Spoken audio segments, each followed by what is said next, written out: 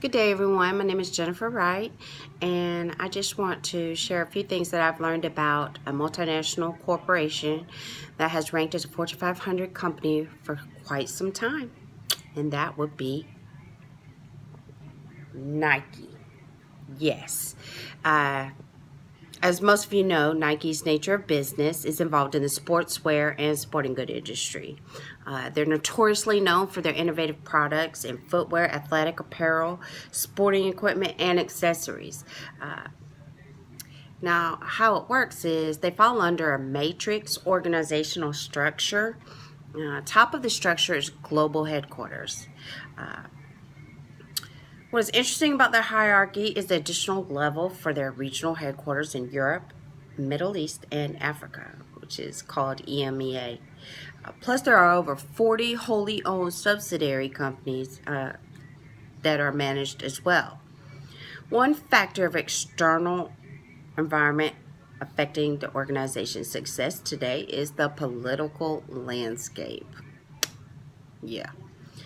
While the former President Obama pushed for a Trans-Pacific Partnership Treaty, our current President Trump seems to be anti-Trans-Pacific Partnership Treaty because of the increase of tariffs imposed on imports.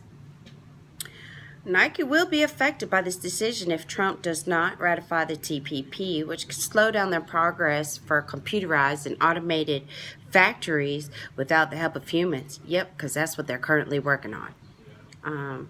And also entering developing foreign markets. Competition is another external environment affecting Nike's success. Brands such as Adidas and Under Armour could dampen the market. If they seek out partnerships with star athletes or celebrities or even smaller brands within the industry, fans tend to follow their celebrities, such as their latest shoes or clothing. So if one of these companies to decide to endorse another iconic legend, like Under Armour's partnership with basketball player Stephen Curry, the fans purchase products from these companies instead of Nike. So Nike clearly dropped the ball on that one. There are 5 ways primary stakeholders can influence Nike's financial performance. Who are these stakeholders? Well, that would be customers, suppliers, employees, and investors. See, customers have the power to generate more revenue for the corporation if Nike makes positive contributions to communities, such as supporting community development initiative programs, which Nike currently does. They give almost 2% of their income before taxes to the cause. Suppliers may offer lower prices for raw materials that are of higher quality if they're considered in an exclusive contract, which helps Nike's ability to offer products at reasonable cost. On a negative note, if suppliers are not able to produce the supplies necessary or even get them to Nike on time, Nike's production rate declines, which results in lost sales. Investors pushing for new acquisitions can either help or hinder Nike. Poor acquisitions can be detrimental to the financial welfare of the organization, which could cause higher expenses to be paid out. However, when a good partnership happens, Nike reaps the benefits of good fortune, such as the case with endorsing Michael Jordan back in 1985. Employees' performance levels impacts Nike's ability to produce goods. If production falls below demand, the corporation could deal with lost sales and running the risk of losing customers that they don't want to wait. If employees supply the demands of the market, well, sales increase and customer relationships grow. And then lastly, if the stakeholders request for Nike to, implement energy efficiency practices, it can be quite costly to buy the new equipment and also the training that's required for the employees to now do these practices.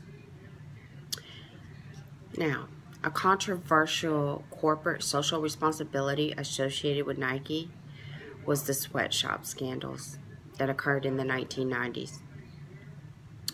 It was bad. Children worked in these factories, and I'm not talking like 15-year-olds. I'm talking about like little 7-year-olds. It was kind of sad. Employees were subjected to toxic fumes way above U.S. standards, and that's just horrible. Employees were also forced to work up to 70 hours a week, and if they didn't, then they were subjected to being ridiculed by others, which it sounds like they were getting bullied anyways. Anyways, it was unethical, and Nike was called out publicly to address those issues. Nike took full responsibility for their unethical business practices and worked towards being transparent in all factories across the globe. They initiated labor compliances that fell under the Nike's code of conduct. Also, they cut ties with suppliers that were not in alliance with the ethical labor practices. They have implemented training programs and set hiring age limits for people wanting to work for their company so that no more children will be laboring. So those were the highlights of what I learned about Nike, and I hope you enjoyed it. Here's some of my references.